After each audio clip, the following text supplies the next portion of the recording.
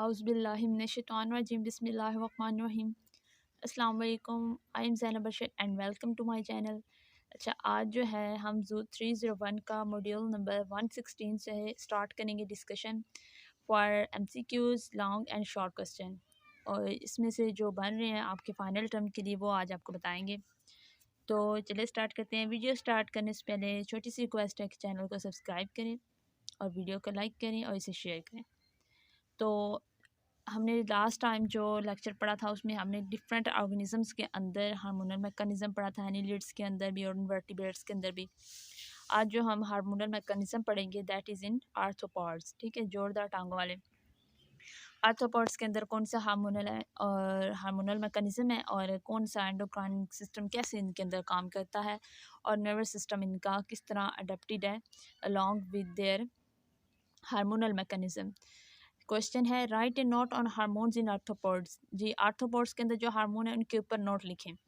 Hormones in arthropods साथ साथ मैंने इधर एमसीक्यूज हाईलाइट किए हुए डिस्कस कर रहे हैं वो भी साथ। जी, तो other neurosecretory cells in the brain and nerve cards produce the hormone. अब जो आर्थ्रोपोड्स हैं इनके जो है नर्वस सिस्टम उनमें भी न्यूरोसेक्रेटरी सेल्स मौजूद है ब्रेन के अंदर, और कुछ नर्व कार्ड्स हैं जो ओवरऑल इनकी बॉडी पे स्प्रेड है। तो न्यूरोसेक्रेटरी सेल्स क्या करते हैं, ए और नर्व कार्ड्स जो हैं ये मिलकर एक हार्मोन प्रोड्यूस करेंगे जिसे हम बोलेंगे ब्रिस्कन। ब्रिस्कन जो है, अब इसका काम क्या है, इस कितनी एफिशिएंट है ये हार्मोन, काम क्या करता है आर्थ्रोपोड्स के अंदर। Bursicon influences a certain aspect of epidermal development. अच्छा, जो आर्थ्रोपोड्स की स्किन होती है एपिडर्मस, ठीक है, एंडोडर्मिस, उसकी कुछ स्टेजेस होती हैं, कुछ लेयर्स होती हैं।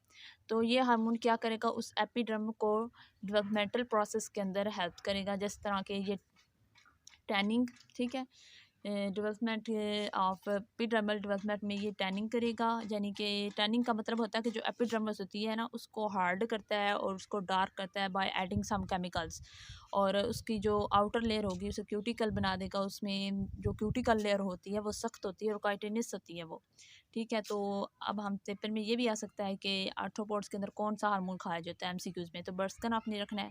और ये भी शॉर्ट क्वेश्चन आ सकता है कि write the function of bursicon hormones in vertebrates, sorry, in arthropods. तो आपने ये बताना है कि आर्थ्रोपोड्स के अंदर बर्स्कन का काम क्या है। टैनिंग जो है ये क्या होती है, tanning is completed several hearts each mould, ठीक है। तो जो टैनिंग है ये एक हार्डनिंग का प्रोसेस होता है, ठीक है। जो स्किन होती है ना वो, ये स्किन की जो लेयर होती है वो मुख्तलिफ लेयर से ऊपर पॉइंट अप होकर हार्ड होती जाती है। उसमें मुख्तलिफ काइटिनस क्यूटिकल लेयर्स जो होती हैं वो ऐड हो जाती हैं। तो ये किसकी वजह से होती है, किस हार्मोन्स की वजह से, जो ये हार्मोन खारिज करता है इनके न्यूरोसेक्रेटरी सेल दैट इज़ बर्स्कन, ठीक है, बर्स्कन काज करता है। नेक्स्ट है हार्मोन है इनके अंदर कौन सा खाज हो रहा है, अनदर हार्मोन जुवेनाइल हार्मोन्स, ठीक है। पहले भी बताया था कि जुवेनाइल हार्मोन जो है वो स्पेसिफिकली किसके लिए होता है, ग्रोथ के लिए होता है। तो यहाँ पर भी ये क्या करेगा, ग्रोथ करेगा। कैसे ग्रोथ करेगा, another hormone juvenile hormone JH is also involve in morphological differentiation that occurs during the moulting of insect. अब इंसेक्ट जब मोल्ट नहीं ना होता तो वो बिल्कुल एक कीड़ा सा छोटा सा इस तरह नज़र आ रहा होता है, बिल्कुल वो हमें इंसेक्ट नहीं लग रहा होता, ठीक है। तो जैसे ही वो मोल्ट होगा तो वो प्रॉपर अपनी शेप में आएगा, मॉर्फोलॉजी उसकी बनेगी, देन ही वो पूरा पता चलेगा उसके ये हेड है, ये हेड रीजन है, ठीक है, ये उसका एब्डोमेन है और ये उसकी टेल है। इस तरह फिर वो डिफ्रेंशिएट होकर ना मॉर्फोलॉजिकल डिफ्रेंशिएशन में जाता है। तो ये जो मॉर्फोलॉजिकल डिफ्रेंशिएशन होती है ये कौन सा हार्मोन काज करता है, जुवेनाइल हार्मोन। ये किसके अंडर कंट्रोल होती है, जुवेनाइल हार्मोन जो होगा ये मॉर्फोलॉजिकल डिफ्रेंशिएशन करेगा उसकी, ठीक है, मोल्टिंग के दौरान, इंसेक्ट की मोल्टिंग के दौरान। ये क्या कहता है, just bind the insect brain are the paired corpora allata. जो इंसेक्ट होता है उसकी ब्रेन के साथ एक पेयर्ड कॉर्पोला अलेटा होता है। तो दीज स्ट्रक्चर क्या काम करती हैं, कॉर्पोरल, ये एमसीक्यूज आ सकता है कि इंसेक्ट के ब्रेन के साथ कौन सी स्ट्रक्चर पेयर्ड है, पेयर्ड होती है कॉर्पोरा अलेटा। तो ये वाली जो कॉर्पोरा अलेटा जो है इसका काम क्या है, this structure produce juvenile hormone. Basically जो है न्यूरोसेक्रेटरी सेल्स ही खारिज करते हैं, लेकिन न्यूरोसेक्रेटरी सेल्स जो होती हैं वो कौन सी स्ट्रक्चर्स के जरिए खारिज होती है, कॉर्पोरा अलेटास के जरिए। और इस कॉर्पोरा अलेटा का काम क्या है, ये क्या कहता है, high concentration of juvenile hormone in the blood of an insect inhibit differentiation. यानी जुवेनाइल हार्मोन उतनी कंसनट्रेशन में रिलीज़ और खारिज होना चाहिए जितनी में ये क्या कर सके, ग्रोथ को कंट्रोल कर सके, मेंटेन रख सके डिफ्रेंसिएशन ऑफ मॉर्फोलॉजी। ठीक है, तो अगर ये ज़रूरत से ज़्यादा भी खारिज होगा तो ये इंसेक्ट की जो होगी ग्रोथ उसको इनहिबिट कर देगा, रोक देगा, इनहिबिट इन डिफ्रेंसिएशन। ठीक है, डिफ्रेंशिएट नहीं हो पाएंगे सेल्स डिफरेंट ऑर्गन्स में। In the absence of appropriate environmental stimulus, the corporalata decreases Gemini production, which causes the insect larva to differentiate into pupa. अब इसमें क्या होता है, बेसिकली जो इनके न्यूरोसिक्रेटरी सेल्स हैं, ठीक है, न्यूरोसिक्रेटरी सेल्स किसके अंदर, आर्थ्रोपोड्स के अंदर, वो क्या करते हैं, न्यूरोसिक्रेटरी सेल्स उनके कॉर्पोला एलेटा के थ्रू खारिज करते हैं जुवेनाइल हार्मोन। जुवेनाइल हार्मोन ने क्या करना है, जाके जो इसकी डिफ्रेंसिएशन का मॉर्फोलॉजिकल डिफ्रेंसिएशन है, मोल्ट है, उसको कंट्रोल करना है। अब वो कहते हैं कि जब जुवेनाइल हार्मोन ज़्यादा खारिज होगा तो वो डिफ्रेंसिएशन नहीं हो पाएगी, ठीक ग्रोथ नहीं हो पाएगी, तो इसको भी क्या होना चाहिए, एक प्रॉपर मिकदार में खारिज होना चाहिए। तो जब कॉर्पोला लेटा क्या करेगा, एक ख़ास हद तक इसको जो है खारिज करेगा, लेकिन जैसे ही कॉर्पोला लेटा जुवेनाइल हार्मोन को डिक्रीज़ करेगा, इसकी प्रोडक्शन कम करेगा, तो इससे क्या असर पड़ेगा इंसेक्ट पर, इससे असर ये होगा जो इंसेक्ट का एग होता है वो नेक्स्ट किस में पहले चेंज होता है, लार्वाई में। लार्वाई जो होता है वो डिफ्रेंशिएट होता है प्यूपा में। ठीक है, प्यूपा जो होता है वो नेक्स्ट जो होती है कोकन जो होती है उसमें डिफ्रेंशिएट होता है, कोकन जो होती है नेक्स्ट फिर अडल्ट में चेंज होती है। ठीक है, ये एक एग से अडल्ट में चेंज होने की स्टेजेस हैं ऑफ एन इंसेक्ट कि ये एक इंसेक्ट किस तरह बनता है एग से, पहले एग होता है, ठीक है, एग से वो प्यूपा बनता है, ठीक है, प्यूपा सॉरी लार्वा बनता है, लार्वा से वो क्या बनता है, प्यूपा बनता है, प्यूपा से वो अडल्ट में चेंज हो जाता है। तो इंसेक्ट का जो लार्वा है वो जैसे ही डिफ्रेंशिएट होगा इनटू प्यूपा, वो किसकी वजह से होगा, जब जुवेनाइल हार्मोन की प्रोडक्शन कम हो जाएगी, अगर इसकी ज़्यादा होगी तो वो सही नहीं होगी वो डिफ्रेंसिएशन। नेक्स्ट एमसीक्यूज है the pupa then forms a cocoon. मैंने वही बात बताई है कि पहले एग होता है, एग जो होती है वो लार्वाई में चेंज होती है, ठीक है, लार्वाई जो होती है वो नेक्स्ट किस में चेंज हो जाएगी, प्यूपा में, और प्यूपा जो होगा वो नेक्स्ट किस में चेंज होगा, कोकन में। कोकन जो होगी वो थोड़ी डिफ्रेंशिएट फॉर्म होगी, थोड़ी थोड़ी पता चल रहा होगा कोकन से कि इसके अंदर जो है कीड़ा है। ओवर विंटर यानी पूरी विंटर के अंदर ये इनकी ना साइकिल जो रिप्रोडक्शन का ये रहता है साइकिल। इन द स्प्रिंग क्या होता है, final surge of ecdysone in the absence of juvenile hormone transfer the pupa into adult moth. अब इसमें क्या होता है, जब सर्दियाँ सारी गुजर जाती हैं, सर्दियों में ये चारों प्रोसेस होते रहते हैं, एग जो है वो किस में चेंज होता है, लार्वाई में, लार्वाई नेक्स्ट प्यूपा में, और प्यूपा कोकन में। ये सारा सर्दियों में ओवर विंटर काम होता रहता है। जैसे ही सर्दियाँ गुजरती हैं, स्प्रिंग आता है, तो एक फाइनल स्टेज होती है जिसमें ये जो कोकन होती है ये किस में चेंज हो जाएगी, एक नन्हे मुन्ने छोटे से अडल्ट मंथ में चेंज हो जाएगी, यानी इसमें से बच्चा निकल आएगा, ठीक बन जाएगा। तो ये किसकी वजह से होता है, in the absence of adult juvenile hormone. अगर जुवेनाइल हार्मोन खारिज ज़्यादा हो जाएगा तो ये सही अडल्ट मंथ नहीं बनेगा। अगर जुवेनाइल हार्मोन कम खारिज होगा तो एक और हार्मोन है एक्टिसोन, वो खारिज होगा और वो इसकी लेयर्स बना के प्यूपा को किस में चेंज कर देगा, अडल्ट मंथ में। ये इसकी आपको स्टेजेस समझ आ गई। अब नेक्स्ट जो है हमारा मॉड्यूल है 117 हार्प। अच्छा, नेक्स्ट एमसीक्यूज जहाँ से बन रहे थे, echinoderms are deuterostomes, they are more closely allied with coordinates than that of the protostomes invertebrates. अब इक्विनोड्रम्स में कौन से मेंबर हैं, इसकी एक छोटी सी मिसाल है स्टारफिश। स्टारफिश देखिए ना, जिसके 5 जो होते हैं उनके स्टार नुमा जो होते हैं ऑर्गन्स होते हैं। अब इसमें क्या होता है, दो टर्म्स यहाँ पर यूज़ हो रही हैं, ये आपको आनी चाहिए, समझ आनी। एक होती है ड्यूट्रोस्टॉम, एक है प्रोटोस्टॉम्स, इन दोनों में फ़र्क क्या है। अच्छा, ड्यूट्रोस्टॉम वो इन्वर्टिब्रेट्स होते हैं जिनमें जो एम्ब्रियो होता है ना, डेवलपमेंटल स्टेज जब एग से एम्ब्रियो में जब चेंजिंग होती है तो एम्ब्रियो में एक ओपनिंग बन जाती है, ठीक है, यहाँ पर एक ओपनिंग बनी है। इस ओपनिंग से अगर उस जानदार का इन्वर्टिब्रेट का माउथ डिवेल्प हो ना, तो उसे हम बोलेंगे प्रोटोस्टॉम्स इन्वर्टिब्रेट्स। लेकिन अगर ये ओपनिंग जो है उसकी अनस को बना दे, ठीक है, अनस में चेंज हो, तो उसे हम बोलेंगे ड्यूट्रोस्टॉम्स। तो जो किनोड्रम्स होते हैं वो क्या होते हैं, ड्यूट्रोस्टॉम्स होते हैं। इसमें जो ब्लास्टोपोर जो ओपनिंग होती है, ठीक है, ये मैं बताना भूल गई कि ये जो एग एम्ब्रियो के अंदर ओपनिंग बनेगी ना, उसे हम बोलते हैं ब्लास्टोपोर, ठीक है, ब्लास्टोपोर बोलते हैं। इस ब्लास्टोपोर का काम क्या है, अगर इस ब्लास्टोपोर से ओपनिंग जो है, ये वाली ओपनिंग माउथ बनाए ऑर्गेनिज्म का, तो वो होंगे प्रोटोस्टॉम्स। लेकिन अगर इस ब्लास्टोपोर से अनस बने, ठीक है, एंड वाला हिस्सा बने, दुम बने, तो उसे बोलेंगे ड्यूट्रोस्टोम्स। तो जो इक्विनोड्रम्स हैं उसमें क्या है, ये ड्यूट्रोस्टोम्स है, ये आपने याद रखना है एमसीक्यू। इक्विनोड्रम्स आर ड्यूट्रोस्टोम्स। और ये किससे रिलेट है, कोऑर्डिनेट से, ये इनका ज़्यादा अटैचमेंट है, इतनी ज़्यादा प्रोटोस्टोम अटैच नहीं होते कोऑर्डिनेट से जितने ड्यूट्रोस्टोम्स होते हैं। आगे echinoderms provide few insight into the evolution of coordinating. अच्छा, अब जो एवोल्यूशनरी पर्सपेक्टिव हम देखें तो इक्विनोड्रम्स जो होते हैं वो कोऑर्डिनेट से ज़्यादा रिलेट कर रहे हैं, यानी जो कोऑर्डिनेट हैं इन्वर्टिब्रेट्स जो हैं उनका जो एंडोक्राइन सिस्टम है, और जो इन्वर्टिब्रेट्स इक्विनोड्रम्स है इनका जो एंडोक्राइन सिस्टम है जो थोड़ा इवॉल्व हुआ है एक दूसरे से, ठीक है, इनका आपस में रिलेशनशिप है। Because echinoderms hormones and echinoderm glands are very different from those of coordinates, लेकिन फिर भी इक्विनोड्रम्स के जो के इन्वर्टिब्रेट्स हैं इनके जो हार्मोन्स हैं और ग्लैंड्स होते हैं ना, ये वेरी वेरी डिफरेंट है दैट ऑफ कोऑर्डिनेट, लेकिन ये इवोल्यूशनरी जो एवोल्यूशन से थोड़े बहुत सेम सेम है। जैसे कि हमारे पास आ गई स्टारफिश, अब आपने ये देखना है कि 5 है, इसके आर्गन होते हैं, ठीक है ना, स्टार की फॉर्म में 1 2 3 4 एंड 5 है। इसमें क्या होती है, ये अंदर एक नज़र आ रही है आपको रिंग बनी हुई, इसे हम बोलते हैं रेडियल नर्व। और ये जो सेंट्रल होती है ना, इसे हम बोलते हैं नर्व रिंग, ठीक है। अब ये रेडियल नर्व होती है, ये नर्व रिंग से रेडिएट कर रही होती है तमाम आर्गन्स बाजुओं की जानब। अब आगे हम देखते हैं कि रेडियल नर्व में किस तरह ये सारे हार्मोन्स और नर्वस सिस्टम काम करता है।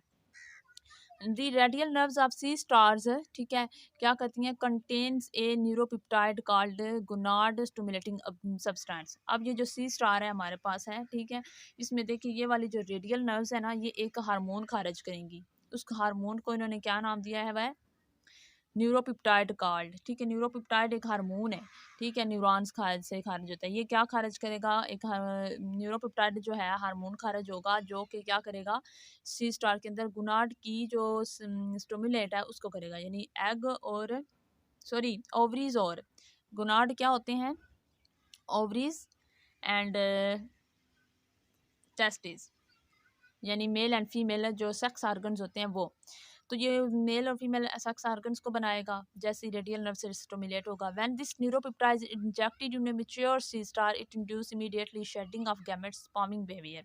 अब ये इनकी रिप्रोडक्शन का अमल बता रहे हैं कि सी स्टार्स के अंदर रिप्रोडक्शन कैसे कंट्रोल होती है, फर्टिलाइजेशन कैसे कंट्रोल होती है।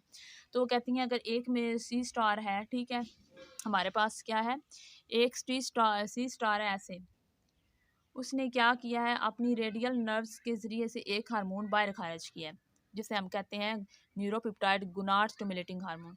इसने किसी दूसरे मेंबर को, ठीक है, फ़र्ज़ किया ये मेल था, ये फीमेल है, इसको जाके जैसे ही ये इंजेक्ट होगा इसमें आके, इस फीमेल में आके इंजेक्ट होगा, तो जो मेच्योर फीमेल स्टार होगी उसके अंदर क्या होगी, शेडिंग ऑफ गैमेट्स, यानी वो अपने गैमेट्स बना देगी, शेड कर देगी, और उनका स्पामिंग बिहेवियर एक दूसरे से होगा।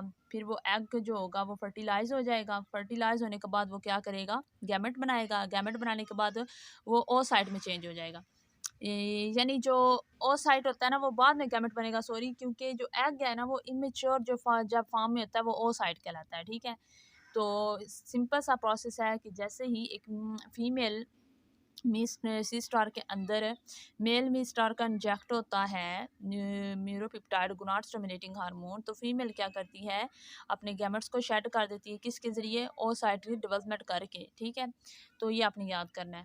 नेक्स्ट है न्यूरोपेप्टाइड आल्सो काजेज। अब जो न्यूरोपेप्टाइड उनकी रेडियल नर्व से रिलीज होता है, उनका आप दूसरा काम क्या है, the release of hormone called maturation inducing substance. अब दूसरा हार्मोन वो कौन सा, रेडियल नर्व्स जो हैं सी स्टार के अंदर जो रेडियल नर्व्स है हमारे पास, वो कौन सा हार्मोन खारिज कर रही हैं, सेकंड वन वो है मैचुरेशन सब्सटेंसेस है, ये जो रेडियल नर्व इनके अंदर बनी हुई है नर्व, इन्होंने जो दूसरा हार्मोन खारिज करना है वो है मैचुरेशन इंड्यूसिंग सब्सटेंस। इसका काम क्या है, it which have various effect on reproductive system, ये इनके किसके ऊपर इफेक्ट कर रहा है, इनके रिप्रोडक्शन वाले रिप्रोडक्टिव सिस्टम पे। नेक्स्ट मॉड्यूल 118 है an overview of vertebrate endocrine system. अब हमने पूरा ओवरव्यू देखना है, जो पीछे हमने वर्टिब्रेट का और इनवर्टिब्रेट का देखा है। वर्टिब्रेट्स के अंदर बहुत ही ज़्यादा हाई लेवल का, ठीक है, यानी अच्छा डेवलप्ड हार्मोनल कंट्रोल सिस्टम है एज कम्पेयर टू इनवर्टिब्रेट्स, ये आपने याद रखनी है MCQs. As the earliest vertebrate evolved hormone producing cells and tissues develop set of nerve cells in the brain direct some endocrine tissues such as medullary areas of adrenal glands. वो कहते हैं कुछ जो हमारा ब्रेन के अंदर nerve cells होते हैं वो किधर से निकल रहे होते हैं, एंडोक्राइन टिश्यू से निकलते हैं और हमारे दूसरे आर्गन्स तक पहुंच जाते हैं, जैसे medullary areas of adrenal glands. Adrenal glands के जो एड्रिनल ग्लैंड्स कौन से हैं, हमारा जो किडनी होता है उनके अंदर एड्रिनल ग्लैंड्स होते हैं और उनके किडनी का मेडुलरी एरिया होता है, वहाँ पे जाके ये एक्ट करते हैं। The hypothalamus of brain stimulate the pituitary gland.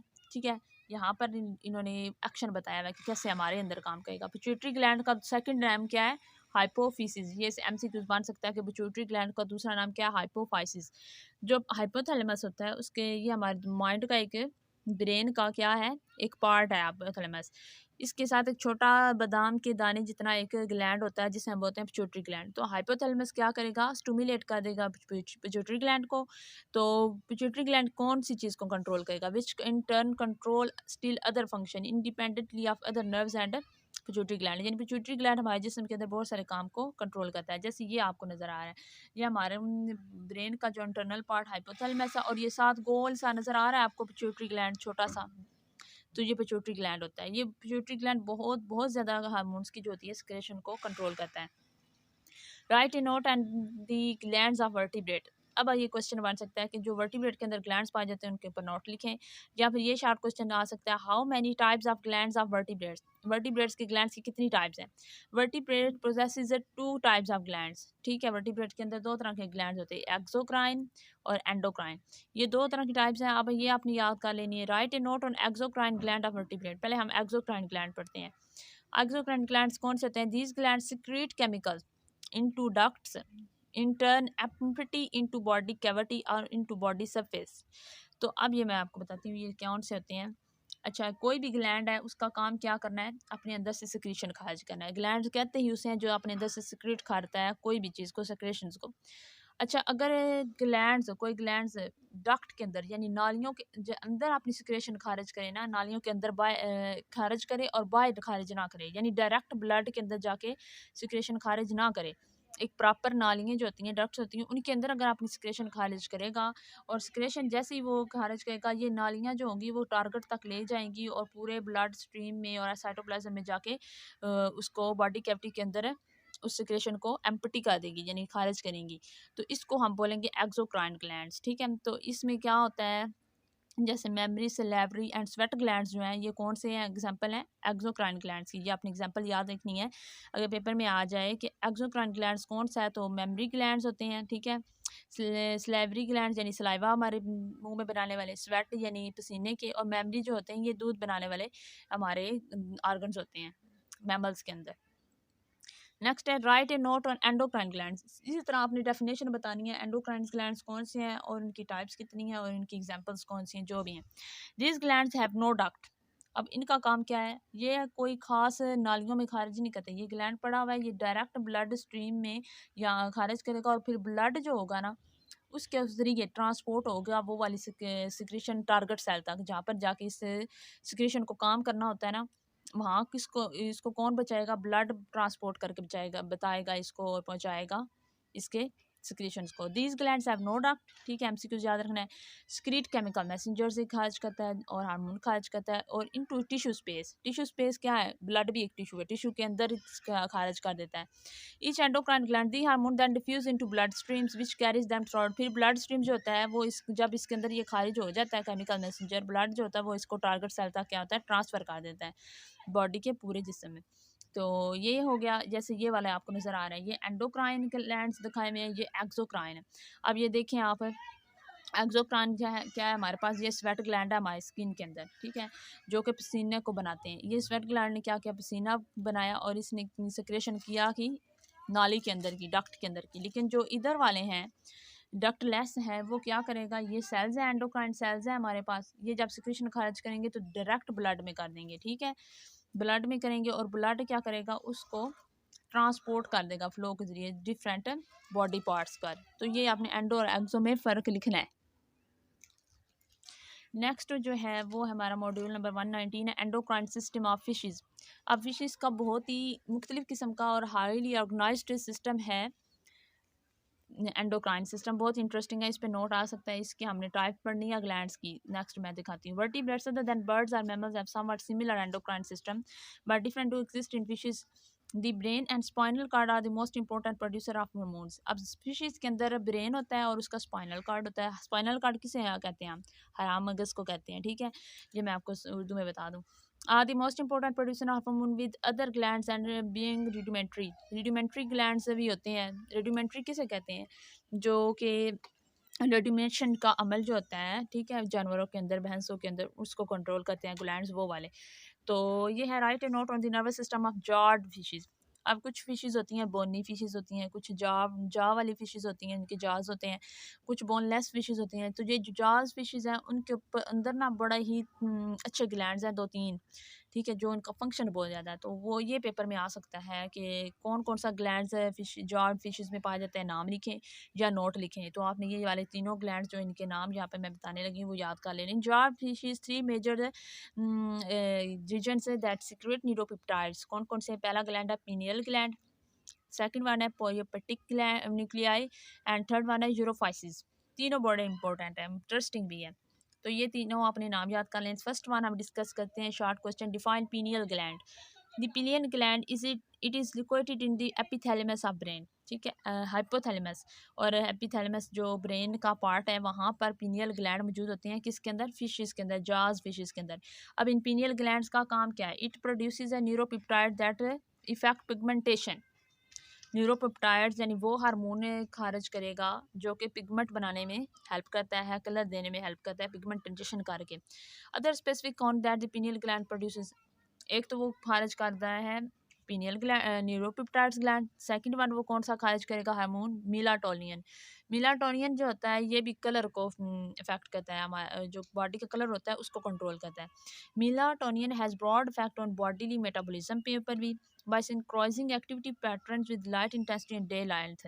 ये बताता है डे लेंथ के जरिए लाइट इंटेंसिटी जो पड़ रही है बॉडी के ऊपर, ऑर्गेनिजम्स के ऊपर, उसके हवाले से मेलाटोनिन जो होता है वो काम करता है, मेटाबॉलिज्म को रेगुलेट करता है। यानी अगर हम गर्मियों में देखें तो दिन लंबा होता है तो लाइट की इंटेंसिटी, 7 दिन धूप रहती है तो लाइट की इंटेंसिटी हाई होती है। और सर्दियों में डे जो होता है वो शॉर्ट होता है, उसकी डे की लेंथ कम हो जाती है और लाइट इंटेंसिटी भी कम हो जाती है। तो इसके हवाले से जो मेलाटोनिन है उसका मेटाबॉलिज्म पे इफेक्ट होता है बिकॉज ऑफ लाइट। नेक्स्ट है व्हाट इज़ ए पीरियोपेटिक न्यूक्लियाई। अब हमने पहला जो ग्लैंड पढ़ा है वो है पिनियल ग्लैंड्स। पिनियल ग्लैंड की समरी देखते हैं। ये दो ग्लैंड्स खारिज कर हार्मोन खारिज करता है। एक है न्यूरोपेप्टाइड हार्मोन और एक है मेलाटोनिन। दोनों का काम पिगमेंटेशन वाला होता है और मेटाबॉलिज्म को कंट्रोल करना होता है। नेक्स्ट है what is preoptic nuclei. The preoptic nuclei these are present in hypothalamus of the brain. ये भी ब्रेन के हाइपोथैलेमस में कंट्रोल होते हैं। इसका काम क्या है? Produce various other neuropeptides that control different function in fishes, growth, sleep और लोकोमोशन। उनकी जो ग्रोथ है फिशेस की, उनका सोने, स्लीप का काम और लोकोमोशन का काम जो होता है, एक जगह से दूसरी जगह हरकत का काम, उसको कंट्रोल कौन करता है? पीरियोपेटिक न्यूक्लियाई। ये आपने याद रखना है। नेक्स्ट है यूरोफाइसिस क्या होती है। अच्छा, अब जो मछलियाँ होती हैं ना उनकी दुम के अंदर एक स्पाइनल कार्ड, जो वैसे उनकी पूरी बॉडी के ऊपर जो है नर्वस सिस्टम ओरिजिनेट होता है फिशेस के अंदर। तो जो उनकी दुम होती है ना पीछे से, उसके अंदर भी स्पाइनल कार्ड जो होती है टेल की अंदर अलोंगेट होता है। तो वहाँ से स्पाइनल कार्ड जो होगा वो क्या खारिज करेगा? उस टेल के अंदर न्यूरोपेप्टाइड खारिज करेगा। वो न्यूरोपेप्टाइड क्या करेगा? Help control water, ion balance, blood pressure and smooth muscles contraction. अब आपने कभी देखा है कि जब मछली मूव कर रही होती हैं, फिशेस मूव करती हैं तो उनके पीछे से दुम जो होती है वो हिल रही होती है। वो किसकी वजह से हिल रही होती है? स्मूथ मसल्स कंट्रैक्शन, यानी वो उसकी दुम की जो होती है ना मसल्स कंट्रैक्शन की वजह से वो उनकी मूवमेंट होती है। और वो मसल्स कंट्रैक्शन या कौन कंट्रोल करता है? हार्मोन कंट्रोल करते हैं, जो कि यूरोफाइसिस जो होगा वो सिक्रीट करेगा। और वो हार्मोन कैसे करेगा? और जो इनकी बॉडी के अंदर ट्रांसफ़र होती रहती हैं आयंस अंदर, और बाय इनका जो ट्रांसपोर्ट होती है, ठीक है, डायरेक्ट बॉडी से ये आयंस सिक्रीट भी करती हैं और एब्जॉर्ब भी करती हैं, उसको भी बैलेंस करेगा और वाटर को भी बैलेंस करेगा ये वाला हार्मोन, जिसका नाम है यूरोफाइसिस आर्गन वाला हार्मोन। तो ये देखें नीचे पिक्चर भी आ गई है कि क्या है यहाँ पर। ये अभी जो हमने यूरोफाइसिस पढ़ा वो ये देखें यहाँ पे दुम है। ये यहाँ से एक पूरी नर्व कार्ड जो है इसकी बॉडी की में अरेंज है, ठीक है, माउथ हेड से लेकर उसकी दुम तक, फिश की दुम तक, जो दुम में एक पार्ट होगा उसे बोलेंगे यूरोफाइसिस। यहाँ से ये क्या करेगा? कुछ हार्मोन्स खारिज करेगा जो कि वाटर की ट्रांसपोर्ट, आयंस की ट्रांसपोर्ट को कंट्रोल करेगा, ठीक है, जो हमने ऊपर पढ़ा है। और यहाँ पर हमने ये उसके थायराइड ग्लैंड्स हैं, ये अल्टी मोर ब्रांचियल ग्लैंड्स है, ये पेनक्रियाटिक आइलेट्स हैं, इंटेस्टाइन है उसकी, और ऊपर जो है हमारे पास पिट्यूटरी ग्लैंड्स है। ठीक है, तो ये फिशेस के अंदर आपने याद रख लेनी है जी। तो नेक्स्ट मॉड्यूल है 120। इसका जो टॉपिक है वो है endocrine system of amphibians and reptiles. अच्छा, एम्फीबियंस जैसे कि फ्रॉग्स हैं, स्लेमेंडर्स हैं, टॉड्स वगैरह हैं वो, और रेप्टाइल जैसे कि छिपकलियाँ वगैरह जो हैं, ठीक है, उसके अंदर हमने क्या पढ़ना है, एंडोक्राइन सिस्टम पढ़ना है। ये इनके मेंबर्स थे। नेक्स्ट शॉर्ट क्वेश्चन आएगा, right a note on the endocrine system in amphibians and reptiles. Long भी आ सकता है, इसमें से एमसीक्यूज क्या है। Endocrine system in amphibians and reptile is very much like many fishes. हमने फिशेस का एंडोक्राइन सिस्टम पढ़ा था, जिसमें डिफरेंट जो है हार्मोन्स खारिज करके डिफरेंट फंक्शंस कंट्रोल होते हैं। जैसे कि मेलाटोनिन जो है वो फिशेस के अंदर रिलीज होता था। अब जो पे जो हार्मोन मेलाटोनिन है वो एम्फीबियंस और रेप्टाइल्स के अंदर भी प्रोड्यूस हो रहा है। ये क्या करता है, for example the melatonin from the pineal gland control variation in skin colour, यानी ये भी एम्फीबियंस के अंदर, एम्फीबियंस का जो स्किन कलर होता है वो कंट्रोल करता है। जैसे बहुत सारे पॉइजनस भी जो फ्रॉग्स होते हैं उनकी स्किन बहुत डार्क होती है, वो किसकी वजह से होती है, बिकॉज ऑफ मेलाटोनिन। ठीक है, तो मेलाटोनिन जो होगा वो स्किन के अंदर वेरिएशन करेगा कि आया कि ये डार्क है या लाइट है। When this hormone produced by one species is injected into another species, it can induce dramatic color changing। यानी अगर यहाँ पर एक स्पीशीज़ का है, दूसरी शिप्स के मेंबर है, तो एक स्पीशीज़ का मेंबर जैसे ये हार्मोन खर्च करेगा तो ये हार्मोन दूसरी स्पीशीज़ के मेंबर पे भी एक्ट करेगा और उसका जो कलर है वो चेंज हो जाएगा। तो ये ड्रामेटिक कलर चेंज जो होता है ये बिहेवियर को शो करता है। अच्छा, फिशेज़ के अंदर भी है और रेप्टाइल्स और एम्फीबियंस के अंदर भी सेम हार्मोन सेम काम कर रहा है। तो इससे क्या फ़र्क हमें पता चलता है कि इनके दरमियान क्या इवोल्यूशनरी relationship है। This type of experiment indicates that some hormones have a close chemical similarity despite the chemical evolutionary। इनके अंदर कोई ना कोई evolutionary जो है relationship मौजूद है जो इनकी similarity है। What are the function of prolactin in amphibians and fishes? Next जो short question आ गया है वो है prolactin का। prolactin का जो है वो काम क्या होता है, ठीक है। प्रोलैक्टिन जो होते हैं ये एक हार्मोन है, ठीक है। इसका आपने हमने ये कहाँ से खारिज होता है, ये भी हमारे जो इनका माइंड होता है इनका पार्ट है हाइपोथैलेमस के पिट्यूटरी ग्लैंड से रिलीज होगा, ये आपने याद रखना है। An example is the hormone A prolactin produced by the pituitary gland. तो प्रोलैक्टिन का काम क्या है इनके अंदर, अब एम्फीबियंस के अंदर भी और रेप्टाइल्स के अंदर भी। ये क्या कहता है, stimulate reproductive migration in animals के अंदर जो है ये रिप्रोडक्टिव माइग्रेशन खाएगा। The movement of salamanders to water it also help controls water and salt balance. यानी जिस माहौल में स्लेमेंडर्स और फ्रॉग्स और रेप्टाइल्स वगैरह रह रहे हैं उस माहौल से वाटर कैसे गेन करेंगे, सॉल्ट कैसे गेन करेंगे और इसको अपनी बॉडी के मुताबिक बैलेंस कैसे करेंगे, ये भी प्रोलैक्टिन कंट्रोल करता है। और दूसरा काम क्या है, रिप्रोडक्टिव माइग्रेशन। रिप्रोडक्टिव माइग्रेशन में क्या होता है, ब्रूडिंग बिहेवियर होता है। जैसे कि ये अगर कुछ फिशेज़ हैं वो सॉल्ट वाटर में रहती हैं, ठीक है। अब जब उन्होंने अंडे वगैरह देने होते हैं, स्पामिंग करनी होती है, तो वो सॉल्ट वाटर से माइग्रेट करके फ्रेश वाटर में मूव आउट हो जाती हैं स्पाइंग बिहेवियर के ज़रिए।